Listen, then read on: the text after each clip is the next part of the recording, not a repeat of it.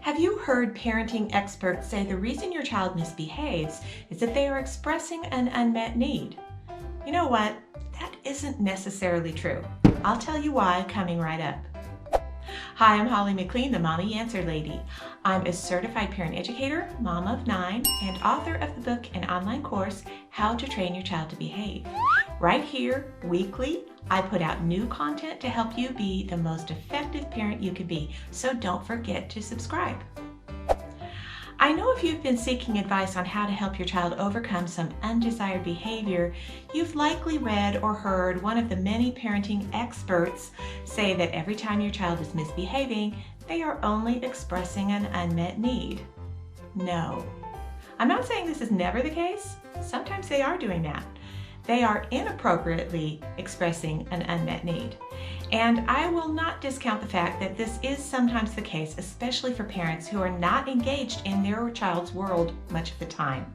An example would be when a child is lacking regular or focused attention from a parent and they use inappropriate whining to receive it, or they do destructive things like throwing toys or hitting others in order to gain attention.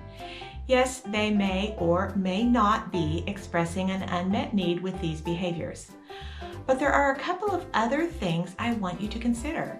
First, just because they are misbehaving does not mean that behavior is always expressing an unmet need.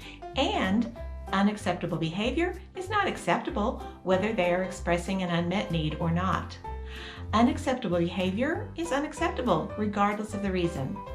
It would be up to a parent to recognize the reason though, so that any unmet needs can be remedied, and that we talk about on other episodes. But here's the problem with that being the answer to the root of all children's misbehavior. By saying that all children's misbehaviors are unmet needs is also saying if your child misbehaves, you are not being a good parent.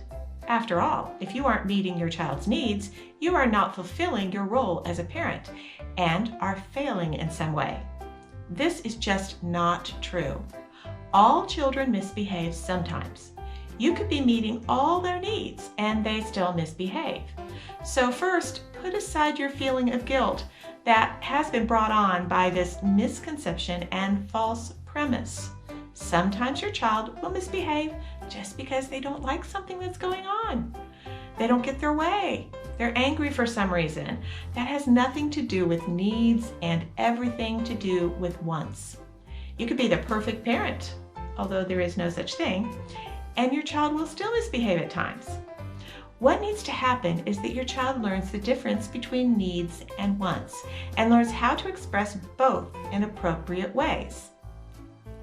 For parents listening to this episode of The Mommy Answer Lady, my guess is that your children do not have many, if any, unmet needs on a daily basis. I venture to guess you give them plenty of individual attention. After all, you are interested enough in parenting that you are on this forum right now listening to parenting tips and advice. That means you are engaged and aware of your role and that you seek to be the best parent you can be. That being the case, you likely give them plenty of attention. You provide for their physical needs, such as clothing, food, shelter, education, and etc. They may have momentary needs that you try hard to pay attention to, such as they need their diaper changed, or they need a drink, or they need a nap. If you do all these things, which I bet you do, your child's misbehavior is very unlikely to be an unmet need. It's much more likely to be their own wants. And as you know, wants and needs are much different. Another problem with seeing all children's misbehavior through the lens of it being an unmet need isn't only that it lays an unnecessary and stressful guilt trip on you as a parent, but it triggers an emotional response in your heart that can cause you to have more difficulty taking the steps needed to address the behavior in an effective way. If you believe it's all your fault that your child is misbehaving and behaving badly because you have not met their needs, instead of teaching them to take responsibility for their own actions and learn to control their own behavior, you're more likely to give in and appease them rather than to teach and train them to behave. After all, this is all your fault, right? Why would you teach them to take responsibility for their own actions if their actions are all your fault? I'm not saying that some of their behavior has not come about because of some parenting missteps.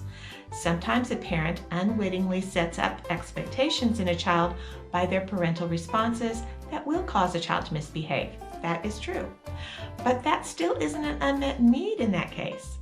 Unless you consider teaching and training an unmet need, which I suppose some could argue this case. But I don't think the parenting experts who use this unmet need logic are referring to a lack of teaching and training as their unmet need. But parenting missteps can be remedied if you're willing to learn a better or more effective method for teaching and training your child to behave. So please keep in mind that if your child is misbehaving, no matter the reason, teaching and training them to behave differently is actually what will help. Finding the reason for the misbehavior is important too, but addressing the behavior with effective methods is the first step. It isn't that you are not being a good parent or that you are not meeting their needs. Has this episode brought some new thoughts about parenting to mind?